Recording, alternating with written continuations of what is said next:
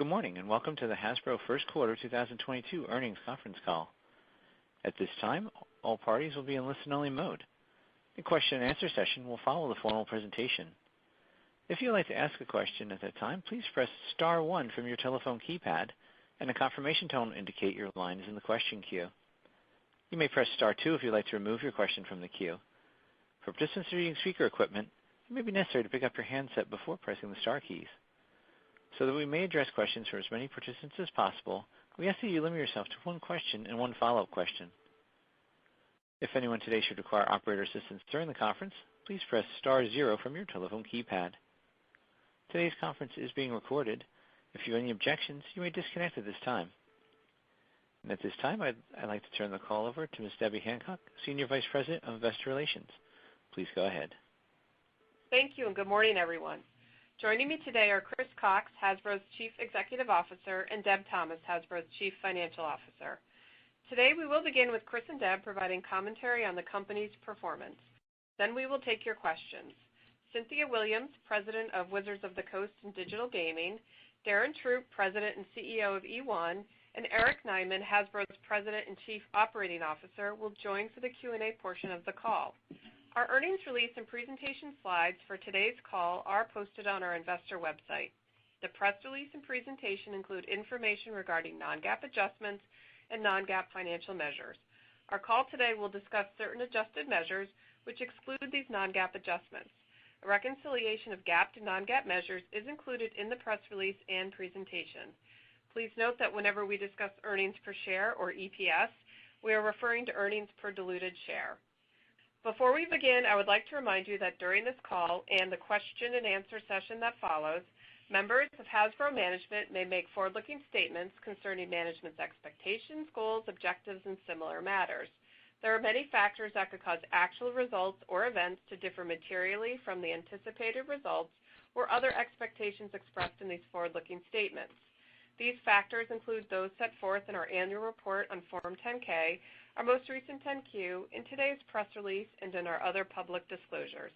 We undertake no obligation to update any forward-looking statements made today to reflect events or circumstances occurring after the date of this call. I would now like to introduce Chris Cocks. Chris? Good morning. I'm happy to be joining you today to discuss Hasbro's first quarter results and share the efforts our leadership team are undertaking to assess the business and strategic direction of Hasbro. Deb Thomas will speak shortly in detail about our quarterly performance that supports our view of growth for the year.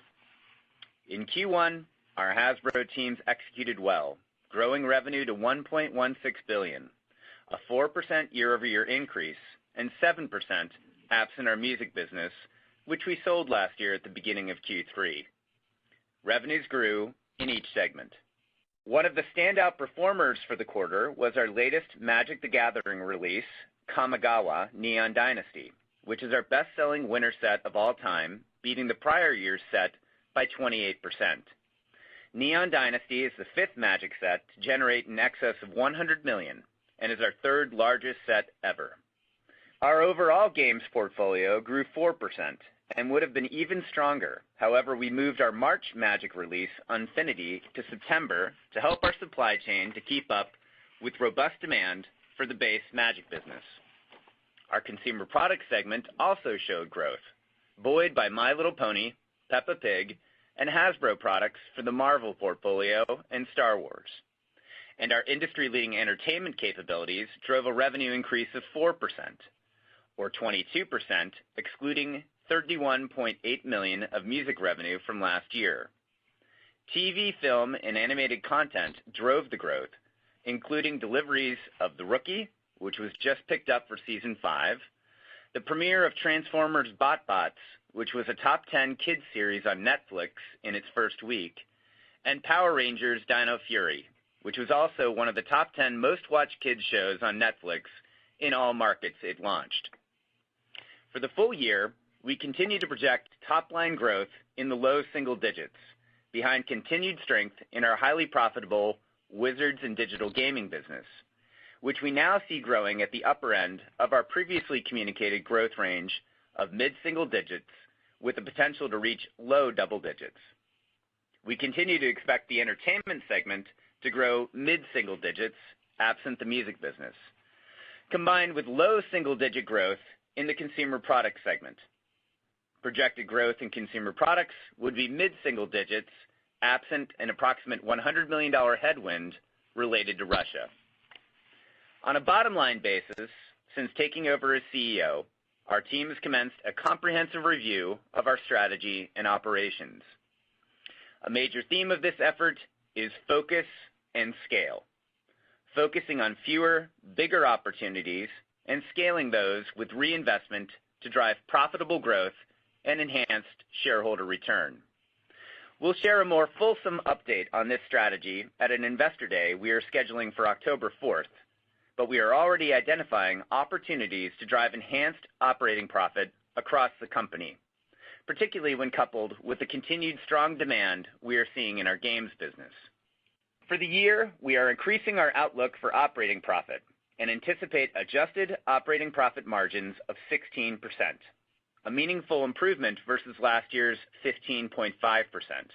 I'm also pleased to report, based on the solid, profitable fundamentals we see across our company, starting in Q2, we will resume our stock repurchase program with a target investment in the $75 to $150 million range in 2022. As part of this review, games, multi-generational play and entertainment, and direct-to-consumer will be key focus areas for us as a company. In 2021, games was a $2.1 billion business for Hasbro, growing 19% year over year, generating an OP margin in excess of 30%. Last week, we announced a deal with Fandom to acquire D&D Beyond, the premier digital content platform for Dungeons & Dragons, for $146 million. The addition of D&D Beyond to our games portfolio adds a powerful asset to one of our cornerstone gaming brands. D&D Beyond brings nearly 10 million connected gaming accounts and a highly profitable, rapidly growing business into the Hasbro family. With a 3-year CAGR of over 50%, a projected operating profit margin once combined with Hasbro in excess of 65%, and powerful new growth vectors as part of Hasbro, including international market expansion, enhanced digital play experiences, physical digital tie-ins, all new direct-to-digital exclusive content, and new brand partnerships, we see a bright future for Dungeons & Dragons. And we only see these opportunities growing over time as we invest in an end-to-end brand blueprint for Dungeons & Dragons, including blockbuster films and streaming TV, AAA video games, a major consumer products push, and significant marketing tie-ins. D&D Beyond is more than just a great business. It will become the digital hub of Dungeons & Dragons play that our brand blueprint will enhance and accelerate. Multi-generational play is a significant growth opportunity for us. It may surprise many that Hasbro generates the majority of our profit among consumers over the age of 13. Much of this is generated by gaming, but also by collectibles and the fan economy, which are one of our fastest growing and most important growth businesses. We see a big opportunity in embracing the agelessness of play as we unlock more value through play and entertainment across our portfolio, among our own brands, in our strategically important partner brand portfolio, and in the partner IP we work with for co-brands. Our license partnerships go forward will further unlock and enhance this profitable opportunity. As an example of this approach, we are excited to announce the return of one of the most beloved sports collectible brands of all time, Starting Lineup. The relaunch of Starting Lineup gives us a new product line to appeal to fans of all ages in a fast-growing category, with many more exciting partnership announcements to come in the near future. Starting Lineup joins a collection of some of the most sought-after collectors brands in the world, including Fortnite, Disney's Marvel, Indiana Jones and Star Wars, and fantasy juggernauts, The Lord of the Rings and Warhammer 40,000. Our new approach to brand partnerships combines IP with terrific multi-generational appeal, strong growth profiles supported by evergreen AAA games, and blockbuster entertainment, and a superior margin outlook. Starting Lineup and D&D Beyond also represent important investments in our direct-to-consumer capabilities. Starting Lineup will launch exclusively on Hasbro Pulse, our direct-to-consumer platform, and across the Fanatics network this fall. And D&D Beyond brings the largest online collection of Dungeons & Dragons players onto a platform owned and operated by Hasbro. Combined, they represent both compelling businesses and a great opportunity to enhance our growing insight into some of our most lucrative and engaged fans. Before I turn it over to Deb, I want to welcome a new member to our senior management team. Shane Ozzie is joining us in May as our new Chief Global Supply Chain Officer, reporting to Eric Nyman, Hasbro's President and COO. Shane was the SVP and Chief Global Supply Chain Officer at CPG powerhouse Kimberly-Clark, and will help us modernize and streamline Hasbro's back-end operations over the coming quarters. I'm excited to have a supply chain expert of Shane's caliber and experience join our executive leadership team, and look forward to his contributions in our ongoing strategy review as we focus and scale, drive our games business, expand our multi-generational play and entertainment opportunities, and build out our direct capabilities. In closing, Hasbro executed a solid first quarter, punctuated by continued strength in our games business, particularly Wizards and digital gaming, which we view growing at the top end of our previous guidance for 2022. We project continued growth in 2022 and see clear opportunities to enhance the profitability of our business and invest in new direct capabilities like D&D Beyond, new collectible platforms like Starting Lineup, and enhancing shareholder value with these strategic investments for growth, including our share repurchase program. It's only been a little over 100 days since my announcement in January, but my hope is you see the same energy and discipline in these investments and focus on our consumers as we pursued across the Wizards business for the past 6 years. And we are only just beginning. Our approach to our strategy review will be comprehensive, evaluating our brand priorities, our cost structure, our capital allocation strategy, and where we need to position Hasbro for long-term success and superior shareholder return. The management team and I are looking forward to sharing more about our plans to focus and scale at our Investor Day this October. I'd now like to turn the presentation over to Deb to share more details about our performance in the first quarter and our outlook for the year ahead. We will follow this up with a Q&A session where Cynthia, Eric, and Darren will join Deb and I on the call. Deb? Thanks, Chris, and good morning, everyone. Coming off a strong 2021, the Hasbro team delivered a good start to the year. We're excited to have Chris on board, and as he did with Wizards of the Coast, he's looking at Hasbro with a fresh view to our rich opportunities and strengths, bolstered by a disciplined approach to build on the solid foundation in place. We look forward to sharing more with you as the year progresses and in October at our Investor Day. First quarter revenue grew 4% and 6% on a constant currency basis. Each segment had revenue growth. The brand portfolio categories grew, and TV, film, and entertainment was flat, but grew 19% absent music. Our total gaming category grew 4% versus the first quarter last year to $379 million. Total gaming has grown in 10 of the last 12 quarters, reflecting the multi-generational power of connecting through games. For the full year 2021, our total games category was over $2 billion in revenue, with an OP margin in excess of 30%. We continue investing to grow our gaming capabilities and leadership.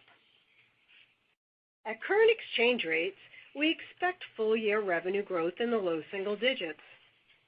As we focus on building scale around our largest and most profitable brands, growing our games portfolio, and tightly manage our fixed costs, we've increased our operating profit growth guidance to mid-single digits and believe we can achieve 16% adjusted OP margin. The first quarter of 2022 experienced the cost pressures we anticipated and guided to. Higher capitalized input and freight costs in year-end inventory had a negative impact on gross margin.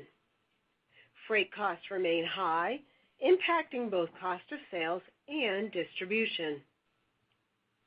Adjusted operating profit was $141.8 million, or 12.2%, down from a year ago due to higher product input costs and freight, the mix of entertainment deliveries in the quarter, and the sale of the music business mid-2021. Consumer Products segment revenues grew 5% in constant currency and grew 3%, including a negative impact of FX of $13.5 million.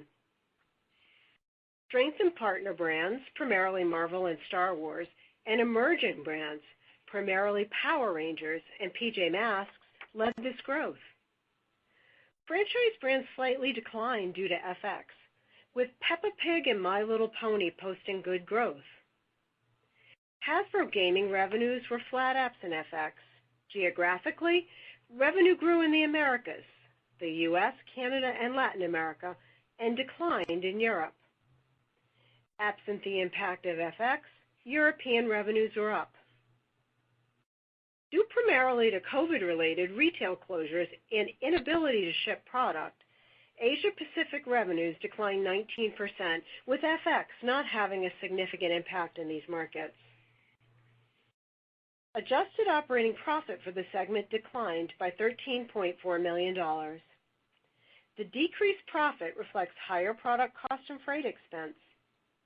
As we have previously discussed, price increases take effect in the second quarter to help offset higher costs and support our view to growing revenue low single digits and improving adjusted operating profit margin.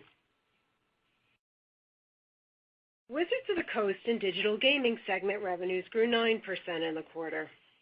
Magic the Gathering and Dungeons & Dragons, as well as Duel Masters, contributed to growth.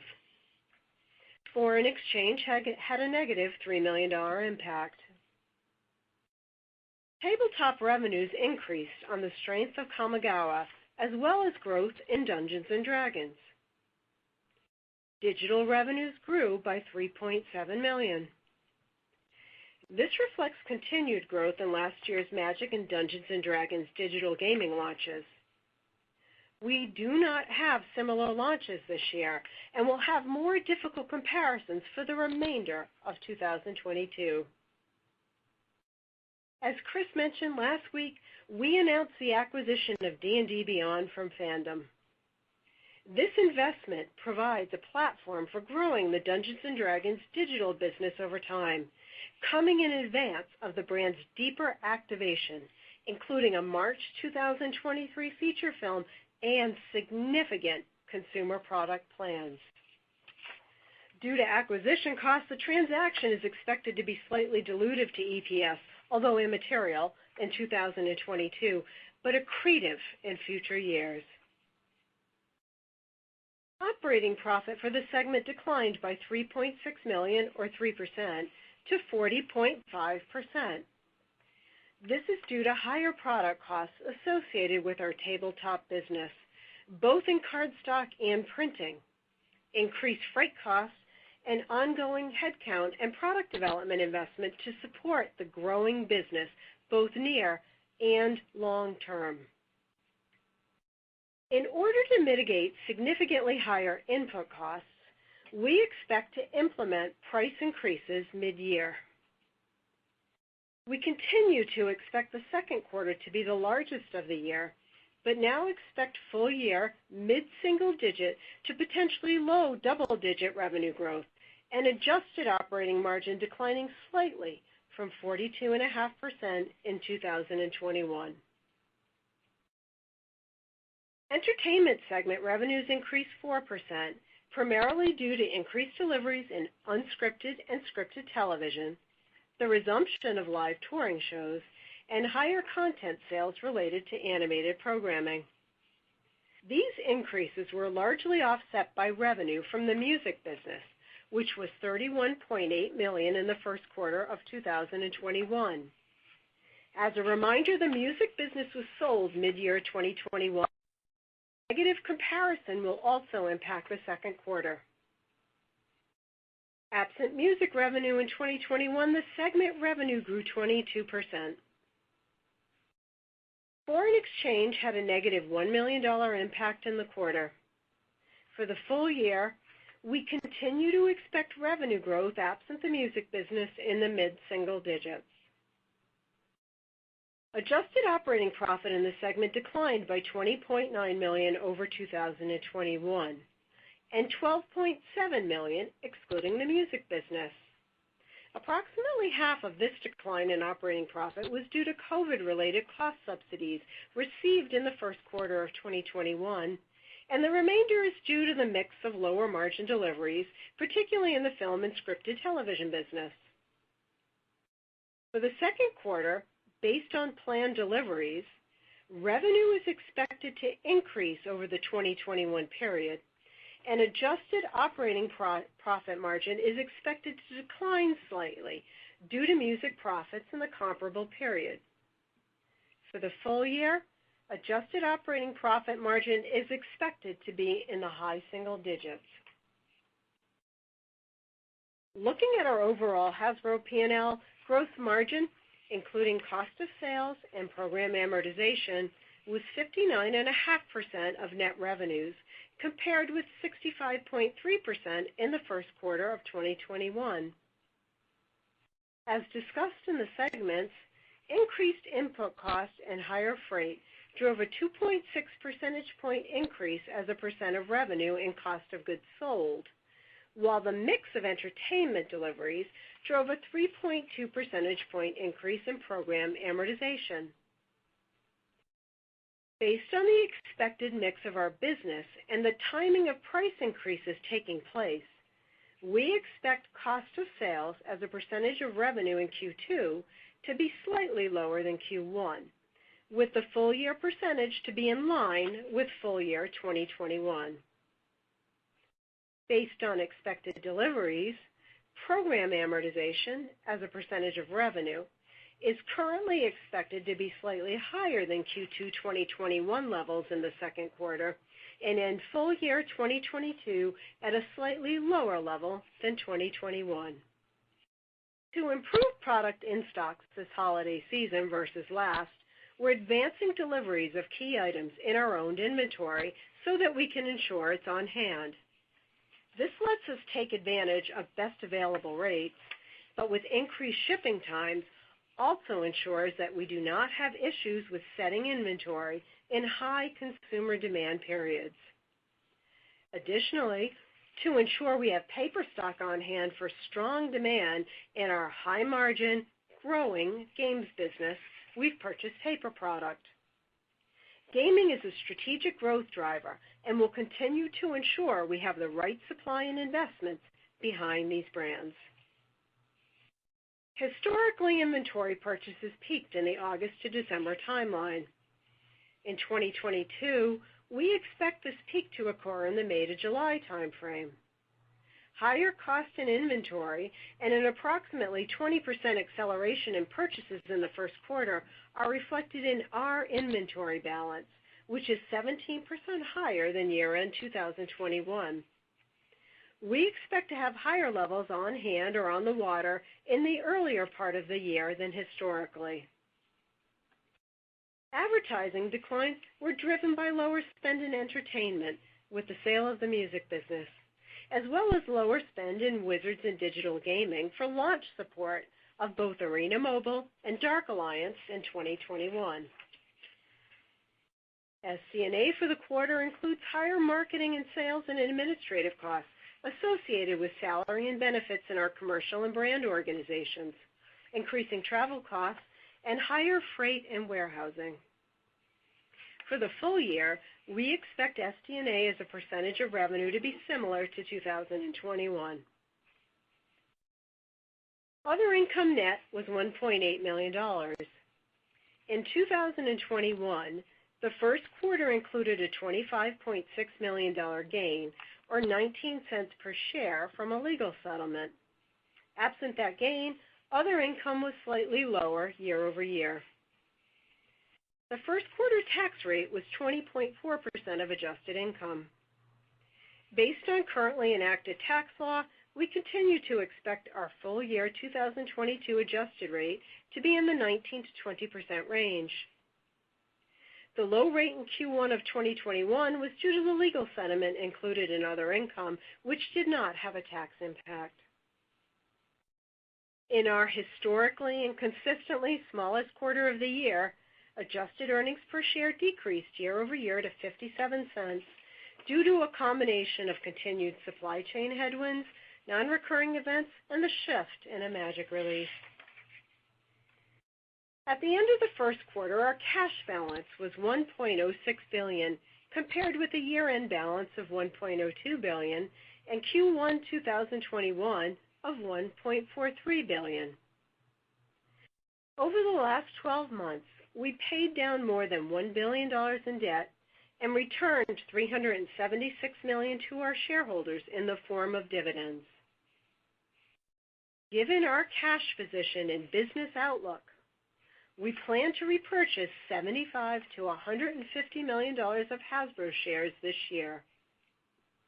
We remain on track to achieve our gross debt to adjusted EBITDA target of 2 to 2.5 times in the second half of 2023 or sooner. Our operating cash flows for the first quarter of $135 million reflect the advanced inventory purchasing I spoke to earlier, and an increase in accounts receivable related to our entertainment business revenue. Our DSO is 73 days compared with 66 days in Q1 2021, when we were only just starting to resume entertainment deliveries after COVID production shutdowns. Our cash spend on production for the quarter was $169 million and was largely funded through the use of our new short-term production facility, which carries lower interest and administrative costs than those of the past, and the proceeds of which is included in financing cash flows. Overall, the team delivered a good first quarter. Our momentum in strategic growth areas like gaming, coupled with strong product innovation, a robust entertainment slate, and a focus on cost discipline, give us confidence in maintaining our revenue guidance of low single-digit growth for the full year, while increasing our expectation for adjusted operating profit margin to reach 16%. We are now happy to take your questions. Thank you. At this time, we'll be conducting a question and answer session. If you'd like to ask a question at this time, please press star one from your telephone keypad, and a confirmation tone will indicate your line is in the question queue. You may press star two if you would like to remove your question from the queue. For participants that are using speaker equipment, it may be necessary to pick up your handset before pressing the star keys. So that we may address questions from as many participants as possible, we ask that you please limit yourself to one question and one follow-up. One moment, please, while we assemble the queue for questions.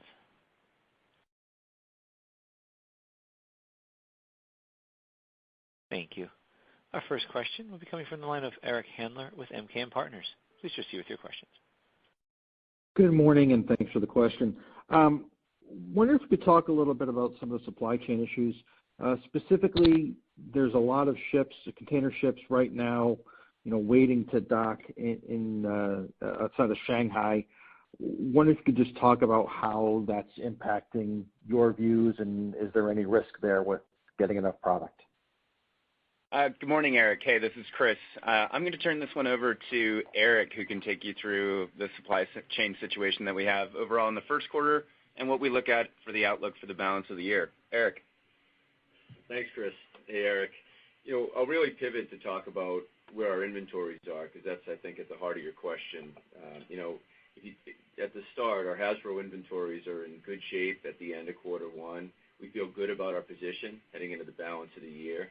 Our retail inventories are in good shape as well. We're up a bit in the U.S., as noted. Quality is good as we head into our strongest events for the balance of the year, and I'll just remind you of some of them. Things like Star Wars, Obi-Wan Kenobi streaming on Disney+, Spider-Man Across the Spider-Verse, our new My Little Pony, and Transformers EarthSpark animation, and Wakanda Forever. Knowing that we're in pretty good shape there, we feel at this point pretty good, Eric, about our inventories going into the back half. And I'd also note with regards to supply chain, as Chris noted and Deb noted in their upfronts, we're excited to also have a world-class leader coming in and joining Hasbro, as Shane Azzi is planning on joining Hasbro in May, coming from Kimberly-Clark. Great. And then just a quick follow-up for Darren, if possible. Darren, so congratulations on the rookie getting renewed for a 5th season. That should give you close to 100 episodes at the end of next year, which should put it in a good position to sell into the syndication market for TV. I know you're on Hulu, but wondered if you could talk about maybe some off-network syndication, how that market is shaping up, and where you are with that process. Yeah, sure. Thanks, Eric. Yeah, so great news on season 5 of The Rookie. The show continues to trend really well and get viewed really well. Really, syndication, it turns into, when we get those episodes back from the broadcaster, we've got an opportunity to go back to market and resell them in a package format. There's all kinds of demand right now, Eric. Of course, the streamers are some of our biggest buyers right now, and the networks as well. So it's a real good opportunity for the group to go back and tap the market again with a well-loved show. So it's good to see season 5. Okay, thank you. Our next question is from the line of Arpine Kocharian with UBS. Please proceed with your questions. Hi, thank you very much. I have 2 quick ones. So for operating profit margin, it seems like outlook is better overall, kind of higher than previously communicated, which is impressive given sort of what we know about supply chain and everything that's going on. It seems like Wizard margin is slightly lower. I was wondering if you could talk about what is better to offset that, such that your overall margin outlook is better. Well, we continue to see a positive mix shift in our overall revenue mix, Arpina. Our game segment has a very nice operating profit profile. Wizards, we think, is going to grow on the top end of our range, potentially as high as more of our traditional double-digit growth rate. And when we couple that with the great product lineup, the fantastic entertainment and storytelling lineup that Eric talked about, along with some targeted cost savings that we're doing across the organization, we feel like we can raise that adjusted operating profit outlook for the year. Just to add a bit more detail, Arpine, just as well, as you look at the business and the cost pressures, we said we would have cost pressures in our gross margins for the first quarter, and we did. Price increases in CP start to hit in the second quarter. Actually, they've already started, and we'll see those to offset some of those higher costs, as well as our first price increase in Magic the Gathering in certain sets that come later this year. So, as Chris said, this all balances out that high growth gaming business and that focus, as well as covering some of the increased costs that we're seeing will help us, get to that margin. Thank you. That's super helpful. And then just quick one on POS. I know you mentioned POS down for Q1, which is not surprising given the Easter shift. I was curious if you could share, if you have, year-to-date Easter adjusted numbers that include the first 2 weeks of POS in April. And then while we are at it, do you have weeks of inventory at retail at quarter end handy? Well, it's still a little early for a full POS readout on the first quarter. What we can say is traditionally the Q1 is one of our smallest quarters. We have a fantastic lineup coming up in following quarters, along with a great entertainment lineup. And we exited the quarter with POS on the positive upswing. We like what the trends are, and we see that improving as the year goes. Thank you. Our next question comes from the line of Mike Ng with Goldman Sachs. Please proceed with your questions. Hey, thanks for the question and the increased disclosures around Wizards. I was just wondering if you could talk a little bit about, what the swing factors are for this year to potentially reach the low double digits top line growth for Wizards. And then separately, I was just wondering if you could talk a little bit about the longer term mix of tabletop versus digital and what you need to execute against to achieve that? Thank you. Sure. I will give a very quick answer, and then I'll turn it over to Cynthia Williams, our new president of our Wizards and Digital segment. When we look at Wizards, we look at a combination of Magic, both tabletop and digital, and D&D, and the balance of the portfolio. And in Q1 and throughout the rest of the year, we see strength across each of those. And so that's kind of what we're looking at as we look at the mix. We see our tabletop revenues being pretty buoyant and actually growing above our expectations. And we continue to invest heavily in digital. Now, that said, as Deb mentioned during her upfront, we have a couple headwinds on digital in terms of comps. We had a very successful release of Arena Mobile last year, which has kind of settled into a more of a mature kind of growth rate. And we also had Dark Alliance, which was a new video game for D&D that came out in late June last year. We're not going to be comping those, so we think our digital growth is going to be a little bit more muted. But on balance, when we look at the two, we feel good about where the Wizards segment is going. Cynthia, I'll turn it over to you on any further color commentary to add. Yeah, thanks, Chris. I think a few things I'd say is we still have 6 additional sets we're going to be releasing this year. 2 of those will be in the second quarter, which will be our biggest quarter of the year.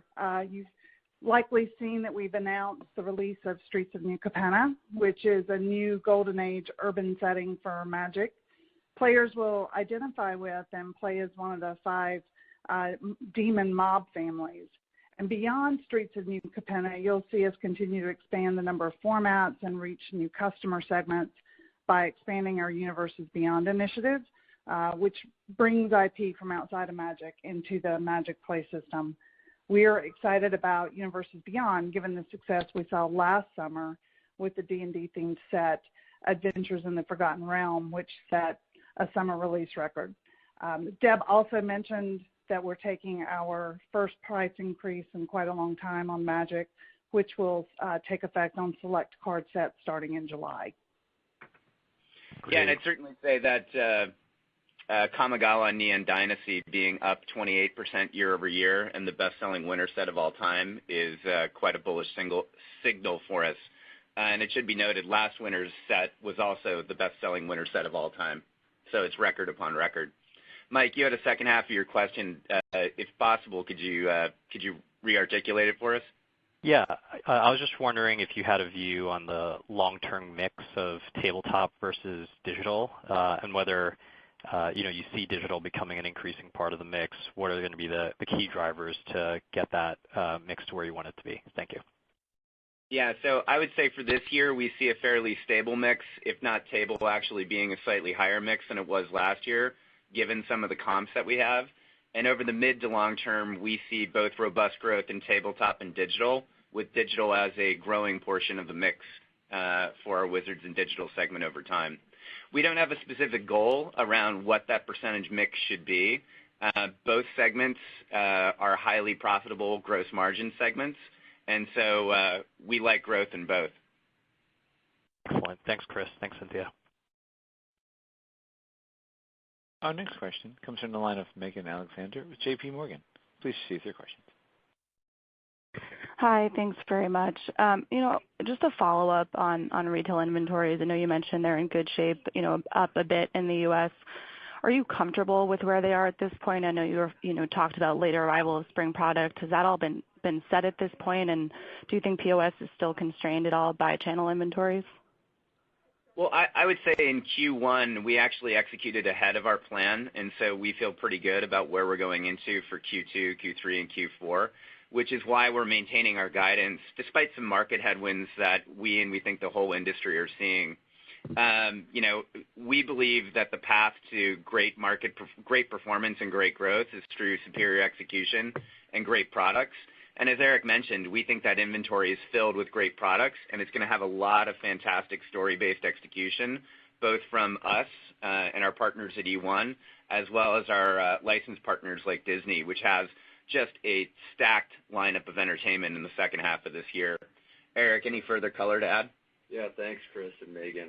I think it bears repeating that we have a tremendous amount of retail support for the second half of the year in support of our innovative new Hasbro products, as Chris mentioned, Megan, including our action brands like Transformers, where we're launching our new Transformer Earthspark animation later this year. We have a big Nerf Fest event planned for September 9th.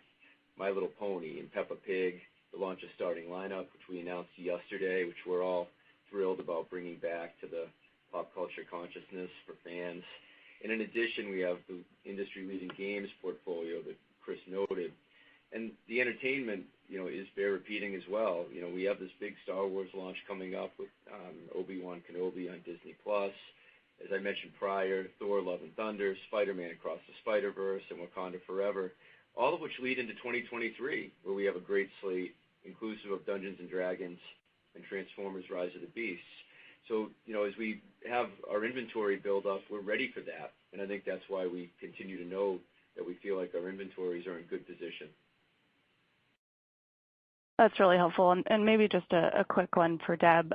You saw some nice leverage in 1Q on royalties and advertising, and, both came in a little bit better than where the street was modeling. How should we think about, those two lines for the full year? I think from a royalty standpoint, as Eric mentioned, we are excited about some things happening later in the year, but as we mix more to Hasbro-owned products, we talked about the growth in Magic and D&D and some, terrific growth that we've seen in My Little Pony with the entertainment we have. We expect royalties to be slightly down year on year. From an advertising standpoint, our advertising is focused on, as always, on the all-important holiday season. However, different launches that we have during the year. It was a bit higher earlier in 2021 due to the digital gaming launches that we talked about earlier and some of the entertainment. The one thing I would say for Q3, we had a higher advertising balance because we also had the My Little Pony movie launch. So certainly as we think about entertainment, we would expect that to be the toughest comp for that segment for the year, Q3, because of that movie launch, and advertising would have been higher in that quarter as well. But overall, I think we expect advertising in line to, slightly down as a percent of revenue, just based on mix for the year. Awesome. Thank you. Our next question comes from the line of Drew Crum with Stifel. Please proceed with your questions. Okay, thanks. Hey, guys. Good morning. Just want to go back to the margin question, maybe looking ahead to next year. Can you comment on your expectations there? You recently suggested 16% plus was the goal. Given that you're targeting 16% this year, is there any change to your view for next year? And then I have a follow-up. Well, for this year, certainly we're targeting 16%, and our goal is to always see that rise. I'm going to let Deb take you through a little bit more where we see the midterm and long-term outlook. Sure. No, absolutely. And as we said at year end, we believe that we could get back to 16%. We get asked that question constantly, and really with a focus on focus and scale, gaming, our multi-generational play, and entertainment. And we are very, and looking at our cost in great detail, we reiterated guidance that we'll get to that 16% this year. We haven't set out a guidance, but we expect growth from that level in 2023 and beyond, particularly when you look at what we have coming. I mean, we're all very excited about Dungeons & Dragons and the movie that we have coming early in the year, Transformers Rise of the Beasts, and all of our partner entertainment that's coming as well. In particular, we look at the D&D Beyond acquisition, which we're excited about. We just said that would be accretive in 2023 and beyond. It's coming. That acquisition gives us a great base and player base as we head into the movie, which will expand the number of people who are out there to play D&D Beyond. So as we look at our total gaming portfolio and all the entertainment we have for 2023 and beyond, we're very excited about what we have ahead of us. Got it. Thanks, Deb. And then my follow-up, as it relates to Europe, I just want to clarify, you mentioned the potential risk of approximately $100 million from Russia. Are you suggesting that you could potentially ship to Russia later this year? Just want to understand that. And has your view of Europe changed in any way? So this is excluding Russia. Any change in view in terms of outlook for the year? Thanks. So we have paused shipments into Russia, and we've been asked the size of our business in the past, so we wanted to quantify that for people. And that is exactly what we're doing. And Eric, do you want to comment on the remainder of Europe? Sure. As we think about, as Deb mentioned, for Russia specifically, just to clarify again, we've paused all shipments into Russia. That's a situation that we're all continuing to evaluate day by day and week by week. With regards to the rest of Europe, our European business is in good shape. We were up in POS for the quarter in Europe specifically, and we continue to look forward to that business continuing to grow and improve. The only item I would add to that is the one thing I just would point out. I mean, we saw in our European business this quarter it was very strong, absent FX. And the one currency, there's really two currencies that have significantly impacted us year on year. One is the euro. So a stronger dollar against the euro, I think it's down about 9% from our average rate for last year. And then the yen is the other one, which more significantly impacts our Wizards of the Coast business. But, for Europe, I look at exchange rates just could have an impact for us. But on a constant currency basis, the business is doing very well. Got it. Okay. Thanks. Our next question is from the line of Steph Wissink with Jefferies. Please proceed with your questions. Thank you. Good morning, everyone.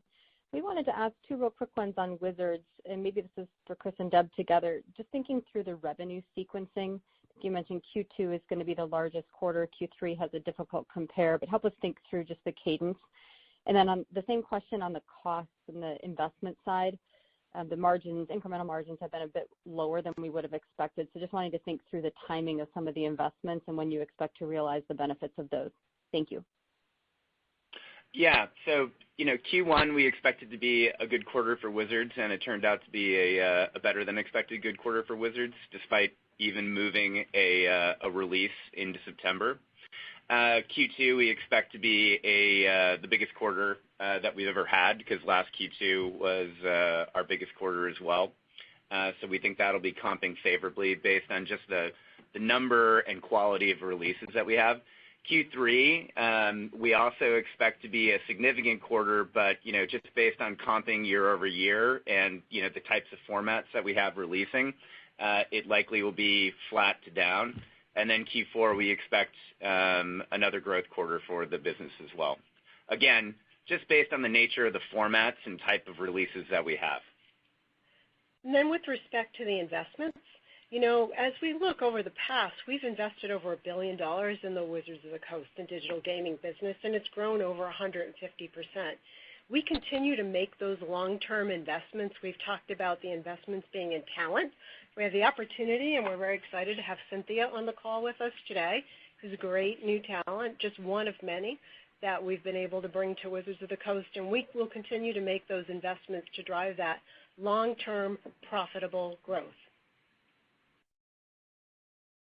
Okay, Deb, if I could, just for clarification as well, the guidance for Wizards does not include the D&D acquisition. Is that correct? D&D Beyond acquisition is that is within our guidance. As you recall, they were a good partner of ours before, so we did have licensing revenue from them. However, as we look to the future, we expect that to be an even greater benefit as we brought them into our group, and we have that great talent that came with the acquisition as well. We expect the acquisition to close in mid to late Q2, so our guidance would incorporate Q3 and Q4, and then a lot of the meaningful integration would be back half loaded or into 2023. Got it. That's helpful. Thank you very much. Our next question comes from the line of Jamie Katz with Morningstar. Please proceed with your questions. Hi, good morning. Thanks for taking my question. First, can you give us some insight on what you learned in your due diligence process of the D&D Beyond acquisition and how you might utilize that to penetrate a broader part of the total addressable market with Arena? Well, when we looked at the D&D Beyond acquisition, we've been partnered with D&D Beyond since they were founded back in late 2017, 2018. We were the exclusive licensor, and they were a digital distributor for us. So we had a lot of unique insight into the value of that platform, the growth of that platform, and the nature of the user base on it. And so, we've been in discussions with fandom, for many quarters in terms of bringing D&D Beyond into the Wizards family. And, I think we had some great discussions. I think we had a really mutually compelling deal where both sides got a lot of value for the asset. And we see that asset only accelerating in value under Wizards' ownership. Having our biggest digital content platform paired with the actual content creation team, there's a lot of potential synergies. There's a lot of international growth vectors we can do. There's a lot of new exclusive content we can do. We've talked a lot about Universes Beyond in Magic, which is this concept of thinking about Magic as a play system and bringing in outside brands or outside IP into that play system. We see potential for that with D&D as well, and we think D&D Beyond can be a primary hub for that. And then we see a lot of e-commerce and direct opportunities working in partnership with our Hasbro Pulse team to have physical-digital tie-ins that are unique to the platform. So, the combination of those business upside opportunities and then really getting this great tight connection with the 10 million customers who play on that platform, which is the majority of customers who actively play D&D, it's a fantastic learning opportunity for us. And to your point, very similar to what we've seen with Arena, where we build this relationship with our customers. It's a great incremental business opportunity and a fantastic learning platform for us to understand how people are playing our games, what do they want to purchase, and how can we make our products better. And I think that's been an important part of our segmentation approach for Magic over the last couple of years, and I think it's going to become an increasingly important part of our D&D segmentation and product development approach as well. And, to cap all of that off, in March of 2023, we're going to have a blockbuster film coming out with Dungeons & Dragons. We have, a lot of streaming entertainment on tap that our E1 team is planning. We've got a big consumer products push for 2023, and then we'll add on top of that the 50th anniversary of Dungeons & Dragons in 2024, where that entertainment, consumer products, and gaming momentum will continue. So we see a lot of growth vectors and a lot of lifts for D&D, with the D&D Beyond platform being central to that. Okay, that's helpful. And then I'm sure you guys don't have any comments, but if there's anything you'd like to share about Alta Fox with us, I'd be curious to hear it. Thanks. No, we're here to comment on our earnings, and we're very focused on that. We will not be commenting on Alta Fox today. Perfect. Thank you, guys. Our next question is coming from the line of Fred Whiteman with Wolfe Research. Please proceed with your questions. Hey, guys. Good morning. Last quarter, you had talked about the expectation that the U.S. industry growth rate would slow or potentially even decline. I'm wondering if you have any updated thoughts on sort of the full-year outlook. Yeah, our view on the market is there's a lot of factors at play. There's inflation that's pinching consumers' pocketbooks. There's continued supply chain headwinds, and there's a lot of geopolitical uncertainty in the marketplace right now. Regardless, though, of if the market goes up or is down or is flat, we believe in focus and scaled execution. Having great product innovation, coupling that with fantastic storytelling, and just executing the heck out of that with our channel partners and our general licensing partners overall. And so, we believe that we can grow in any market context, and that's what underlies our overall guidance for the year. Okay. And then you gave us a little bit of detail just from an inventory sequencing perspective and how that's going to shake out for the balance of the year. But do you think that we could actually see some change in the revenue recognition cadence? Is that potentially getting pulled forward just based on conversations that you're having with retailers, or is it sort of similar from a cadence perspective on a year-over-year basis? I think the cadence from, selling into our retailers is very similar year over year. We did have, as Eric mentioned earlier, certainly as we look at a direct import business that's coming directly to our retailers, and it's really their order pattern, they've got a bit more on the water as well. As they think about that, they may be pulling in a bit earlier, but we expect the cadence to be very similar to last year. We want to make sure we have product in our own held inventory so we don't end up having out-of-stock issues in that very all-important holiday season and around all this great entertainment we have coming this year. Makes sense. Thanks, guys. Our next question is from the line of Gerrick Johnson with BMO Capital Markets. Please proceed with your questions. Hey, good morning. Getting over a cold, so please bear with me. I want to talk about your partner portfolio. Chris, you mentioned that you're evaluating brand positioning, and the Disney Princess license and the Trolls license are going to your primary competitor. Just wondering if that's a strategic decision to concentrate on your own IP, or did you bid on it and miss out? And how should we think about your commitment to other partner licenses?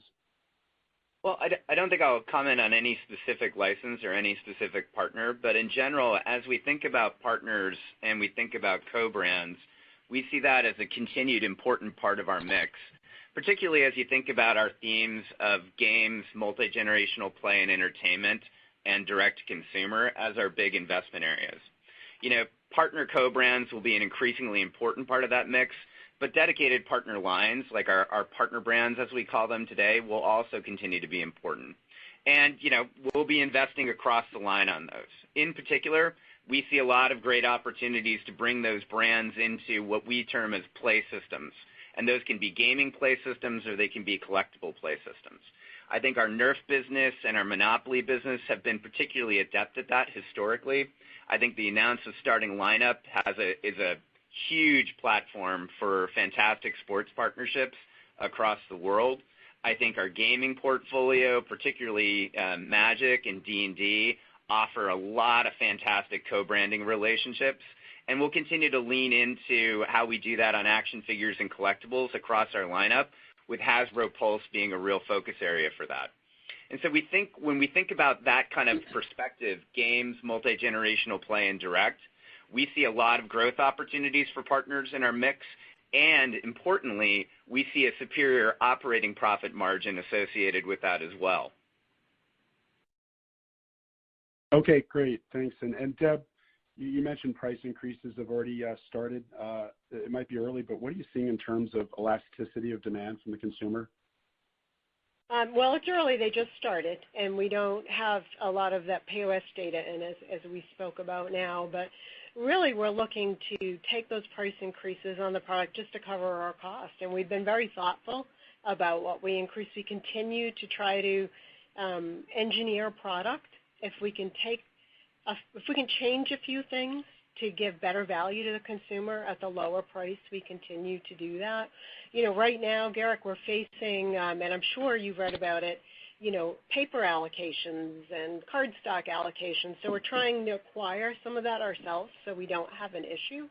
But, as we look to it, we've been very, very thoughtful about taking price increases to not hurt the consumer and to not have elasticity issues with that in all of our product lines. It's not just the CP group. It's also impacting, our Wizards of the Coast business through Magic and D&D and Duel Masters as well.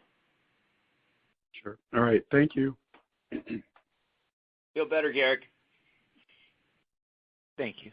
Our final question today is from the line of Alok Patel with Berenberg Capital Markets. Please proceed with your questions. Hey guys, thanks for the question. I wanted to ask about the 16% operating margin target. What's built into that target? Is the improvement being driven by price measures outweighing cost headwinds, or a favorable shift in the sales mix? Well, I think I'll open this up to everyone on the call, but I'll give you a general thematic. A lot of it is sales mix, the type of products that we're driving. And again, I'll go back to the themes of games, multi-generational play and entertainment, and direct are things that we're definitely leaning into, and we see superior operating profit margin outlooks for. And then we also are, evaluating our business, evaluating our structure, and evaluating where we're making investments. And we've seen some cost savings opportunities and reinvestment opportunities in higher margin businesses as a result of that. So when you take those two factors into play, it gives us confidence in raising our outlook for our adjusted operating profit margins for the year. In terms of pricing, pricing is ultimately up to the retailer at point of sale. And most of our pricing outlook really is to cover costs, both in terms of freight as well as the bill of materials. Gotcha. That makes sense. Just a quick follow-up. So as you guys kind of shift towards becoming a more digitalized, gaming-oriented company, how does that kind of alter the historically recessionary resilient nature of Hasbro? I guess framed another way, Wizards of the Coast and entertainment, how resilient are those segments in an economic downturn compared to consumer products? Well, Wizards of the Coast has grown for, I think, 12 out of the last 13 years, and that growth spurt started in 2008, 2009. So, we see games as pretty economically resilient, and generally speaking, we see the toy industry as being a proven economically resilient industry to economic headwinds. Gotcha. Okay, that's all I had. Thank you. Thanks. Thank you. At this time, we've reached the end of the question and answer session. I'll now turn the call over to Debbie Hancock for closing remarks. Thank you, Rob, and thank you everyone for joining the call today. The replay will be available on our website in approximately 2 hours. Additionally, management's prepared remarks will be posted out on our website following this call. Thank you. This will conclude today's conference. You may disconnect your lines at this time, and thank you for your participation.